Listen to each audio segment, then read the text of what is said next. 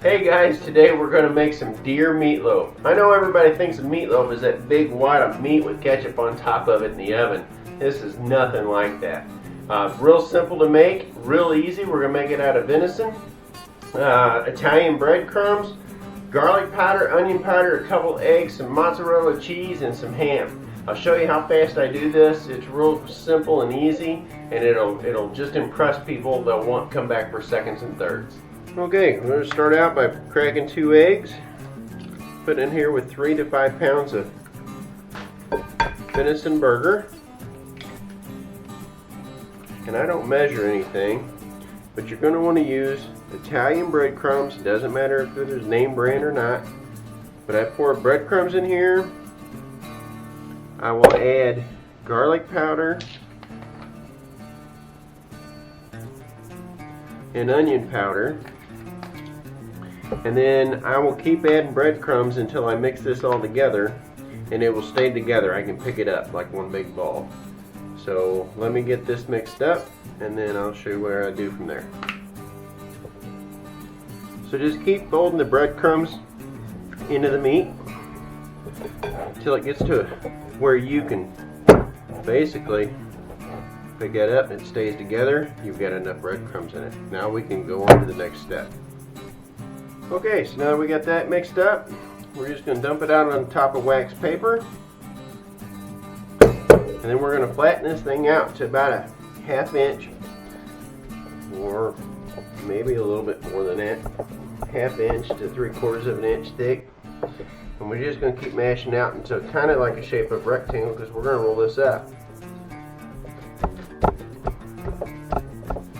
Preheat your oven to 350 degrees. Cooking times are going to vary depending on your oven and everything else. We generally leave it in there about an hour. It may take a little longer depending on how thick you make the burger. I made this for an outfitter in Kansas because they said they were tired of making the same stuff all the time for their hunters. And I said, why not make this meatloaf? And they said not everybody likes meatloaf, but people were going back for seconds and thirds. So I guess it was a hit.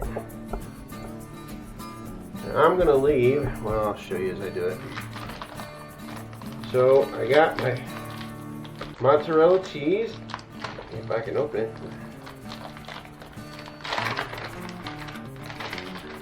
I got slices of mozzarella, sliced mozzarella, so I'm gonna take and put a layer of mozzarella cheese.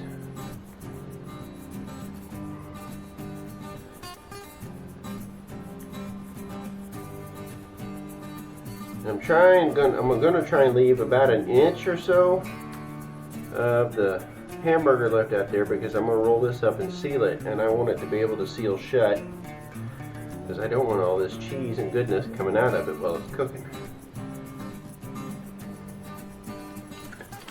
Okay, so we got a layer of cheese down there.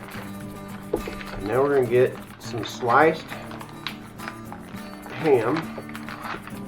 You can use whatever you like, but I just put a layer of ham on top of this.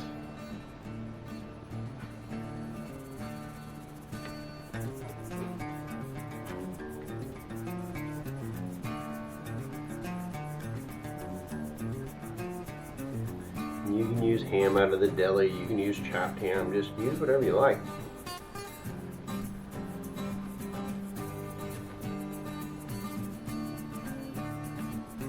If you want it to be real fancy, yeah. Why not? Let's do another layer of cheese and ham.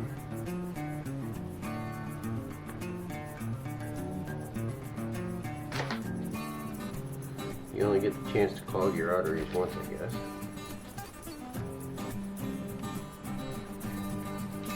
Now comes the tough part. We've got to roll this up. So we take that wax paper and we begin rolling this thing. I mean, it's not going to be real easy to do, but it's not hard. Just be sure you pull the wax paper out as you go rolling. And as you can see, that stuff's moving as you go. So once you get it to a certain point,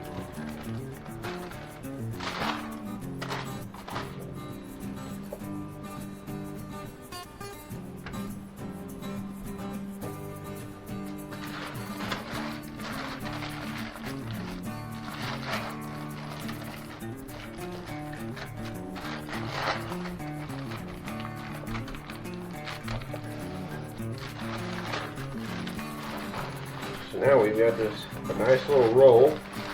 I'm going to roll it backwards. See the ham and stuff sticking out? That's a problem. But here's what we got. We have extra down here on the ends. So we can pull that off.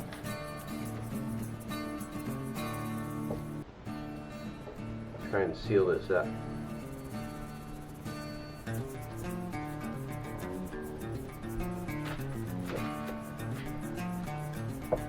Same thing down here. There's plenty of extra meat down here.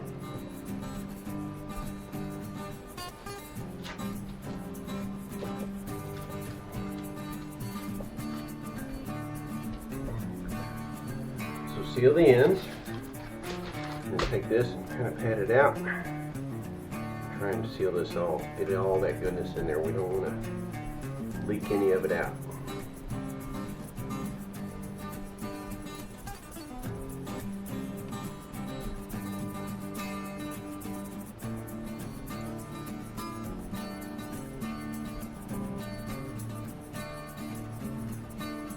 Since you know that the seam is, you might want to put that in your 13 by 9 pan, cake pan in the oven. Put this up because cheese and stuff likes to go down, and if it does bubble out, at least it covers the outside of it.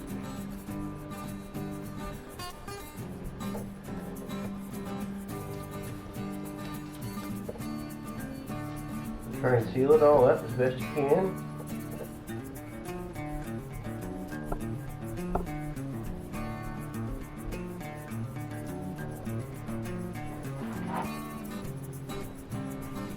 Grab your 3 by 9 cake pan, roll this over,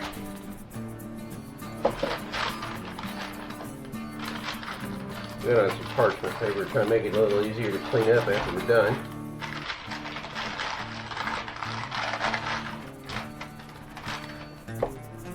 We'll go from there. Okay folks, we've preheated the oven to 350 degrees.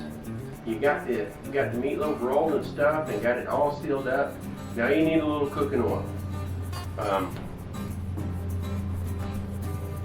sure you was thinking olive oil, but my cooking oil happens to be Shiner Bock from the Shiner Brewing Company in Texas. It makes waiting on that meatloaf to get done a lot better.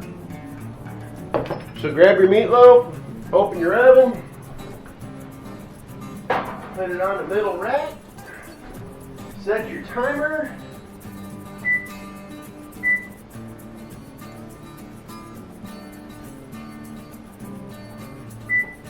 Set mine for an hour. Like I said, cook times may vary depending on your oven and your location. But I'll cook mine for about an hour and then I'll check it and we'll see you as soon as it's done. There you go, folks. There's the finished product. I mean, you can't beat that. You can use that venison hamburger as a base. You could put bacon and cheddar cheese in there. You can put jalapenos and cream cheese in there, make it like a jalapeno popper meatloaf. The possibilities are just endless. I appreciate you watching When Nature's Calling Outdoors. Please give me a subscribe and hit that thumbs up button while you're there. There's more content always coming. We appreciate you watching. We'll see you next time.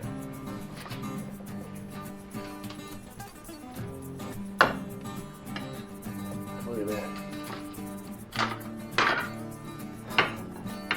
Doesn't that look delicious? So the hamburger's cooked all the way through. We got cheese and ham stuffed in the middle. You can't beat it.